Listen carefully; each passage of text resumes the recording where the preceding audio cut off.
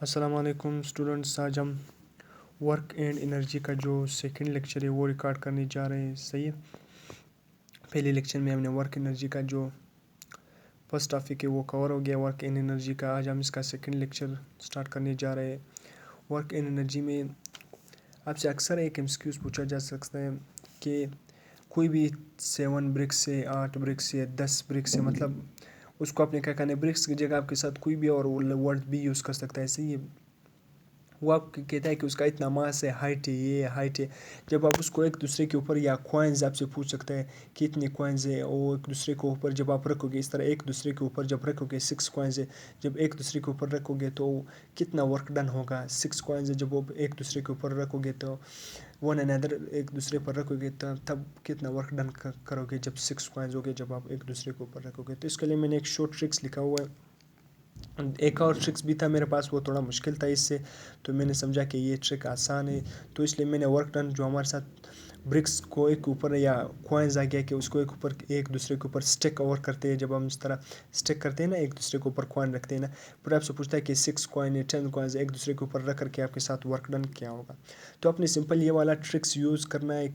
N work done is equal to net work done is equal to n work done, total work done is equal to n-1 mg divided by क्या two n, bracket लगा देना है n-1 फिर multiply by mg divided by 2। ये tricks, इनसे मुराद number of bricks या number of coins, जो भी आपसे पूछे, नंबर ऑफ कॉइन्स भी पूछ सकता है, कॉइन्स जो भी आपसे पूछे। सही है।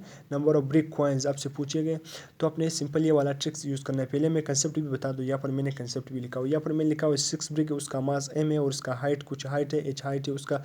आप कितना वर्क रिक्वायर्ड होगा जब एक दूसरे के ऊपर आप उसको रखोगे, स्टेक ओवर करोगे, स्टेक देम टुगेदर करोगे, एक दूसरे के ऊपर उसको आप रखोगे। तो सबसे पहले जो नीचे वाला पहला ब्रिक्स होगा या जो पहला कॉइन्स होगा, तो उसके लिए तो कोई वर्क डन नहीं है, उसके लिए आपने तो कोई हाइट कवर नहीं किया है, वो तो पहला वर्क डन है, वो तो ज़मीन पे पहली से पड़ी हुई, उस पर तो कोई वर्क डन नहीं किया। सी जो पहला वर्क ब्रिक का वर्क है वो तो हमारे साथ ज़ीरो है। अब दूसरा वर्क, जब ब्रिक को उठाओगे ज़मीन से, जब वो ऊपर रखोगे इसके ऊपर, जो पहला तो पड़ा हुआ, जब दूसरा उठाओगे इसके पहले के ऊपर रखोगे, तो आपने कितना हाइट कवर किया, ये हमारे साथ एक एच है। तो आपने क्या किया, एक हाइट कवर किया, एक ब्रिक के ऊपर आ गया, तो हमने हाइट कितना कवर किया, एक हाइट कवर किया।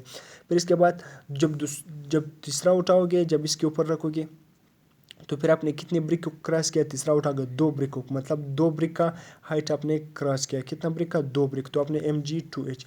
जब चौथा उठाओगे इसके ऊपर रखोगे तो आपने 1 2 3 कितना ब्रिक्स का आपने हाइट कवर किया है, 3 ब्रिक का हाइट कवर, तो आपने सिंपल प्लस mg 3 3h लिखना है। जब आप पांचवा उठाओगे इसके ऊपर रखोगे तो आपने 1 2 3 4 5 आपने कितना ब्रिक्स का हाइट कवर किया गया, पांचवा उठाओगे तो आपने 4 हाइट्स का ब्रिक कवर किया, तो mg4h प्लस।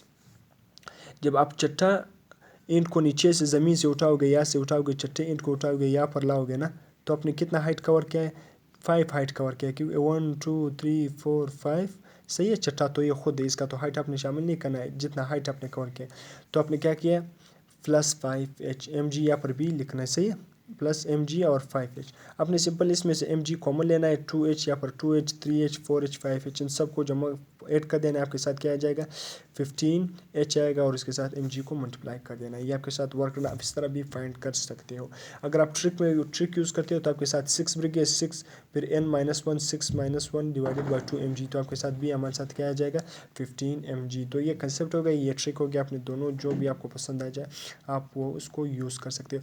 फिर अक्सर आपको वर्क डन क्या है, परसेंटेज में वर्क डन पूछ सकते हैं कि किस एंगल पर वर्क डन क्या होगा, 50% ऑफ मैक्सिमम वैल्यू होगी, या किस एंगल पर work done 80% of maximum value होगी, किस एंगल पर work done 86% of maximum value होगी, किस एंगल पर work done 70% of maximum value होगी। तो अपने कोस की वैल्यू को याद करना है। कोस 1 किसके बराबर होता है, कोस 0 1 के बराबर होता है, कोस 30 0.86, कोस 45 0.7, कोस 60 0.5, कोस 90 0, कोस 270 भी 0 के बराबर होता है, और कोस 180 भी किसके बराबर होता है, 1 के बराबर होता है। तो सिंपल अगर आपसे पूछे कि 50 किस पर वो वैल्यू पर work done 50% of half of maximum value की, तो आपने सिंपल क्या करना है, कोस की वैल्यू 0.5 के किस पर आ रही थी, 5 पर आ रही थी। जब आप इसको 100 से मल्टीप्लाई करोगे ना तो परसेंटेज में कन्वर्ट हो जाएगी, तो आपने सिंपल किस पर, 60 पर। वो आपसे यहाँ पर पूछे कि किस एंगल पर वर्क डन क्या होगा, 86% होगा। किस एंगल पर? वर्क डन 86% होगा इसकी मैक्सिमम वैल्यू पर।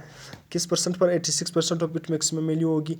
तो आपने देखना है कि 0.86 ना, 0.86, तो सिंपल इसको आपने क्या करना है, 100 से मल्टीप्लाई कर देना है, तो 86 बन जाएगा। तो आपने लिखना है कि 30 डिग्री पर। अगर आपसे पूछे कि वो किस डिग्री पर 50% है, तो सिंपल cos 60 किसके बराबर, किस डिग्री पर हमारे साथ वर्क डन 50% है, तो आप cos की वैल्यू किस पर 0.5 आ रही है, आप 60 डिग्री पर आ रही है। जब इसको 100 से मल्टीप्लाई करोगे तो आपके साथ 50 बन जाएगी। तो अपने बताना है कि 60% किस पर डिग्री पर आपके साथ 70% आ रही है। तो कोस की वैल्यू 45 पर 0.7 आ रही है ना, 0.707। तब जब इसको 100 से मल्टीप्लाई करोगे तो 100 क्या आएगी, 70%। तो कोस 45 पर। इस तरह कोस की अगर वैल्यू आपको याद है ना, तो कोस की वैल्यू 0.86, मतलब वर्क डन यहाँ पर क्या होगी, इसको 100 से मल्टीप्लाई को 86%। आगे से पूछे कि वर्क डन कब 86% होगी इसकी मैक्सिमम वैल्यू पर, तो अपने 30 डिग्री पिक कर देना है, क्योंकि कोस की वैल्यू 0.86 आ रही है। इसको 100 से मल्टीप्लाई करोगे तो परसेंटेज में कन्वर्ट होगा। कोस की वैल्यू किस हाफ ऑफ मैक्सिमम वैल्यू आ रही है कि 60 डिग्री पर, क्योंकि कोस 60 किसके बराबर है, 0.5। जब इसको आप 100 से मल्टीप्लाई करोगे तो 50 आएगी। सही है, ये क्या हो जाएगा, परसेंटेज में कन्वर्ट हो जाएगा। परसेंटेज में क्या हो जाएगा, कन्वर्ट हो जाएगा। ये है आपके साथ जो फोर्स एंड मोशन का लेक्चर, वर्क एंड एनर्जी का लेक्चर क्या है, 3 है। ये वर्क एनर्जी का कर मैंने ये लेक्चर तो हो गया, कल का लेक्चर हो गया। फिर इसके बाद हम इसके बाद आने वाला लेक्चर इसमें पढ़ेंगे graphical representation, work done by constant force. इसके बाद conservative force, non conservative force. ये आने वाले लेक्चर में हम इसको डील करेंगे। सही है, इसको भी डील करेंगे और आने वाले सेशन और नेक्स्ट जो फोर्स और मोशन, वर्क एंड एनर्जी का जो नेक्स्ट टॉपिक है उसको भी डील करेंगे। ये आज मैंने कवर करना था, तो इसलिए मैंने सोचा कि इसको अगले टॉपिक के साथ ग्राफिकल रिप्रेजेंटेशन में उसको फिर करूँगा। सही है, अभी टिल देन अल्लाह हाफिज़। अगर लेक्चर अच्छा लगे तो अपने उसको सब्सक्राइब कर देना है, दोस्तों के साथ शेयर कर देना है, लाइक करना है। ठीक है, अल्लाह हाफिज़।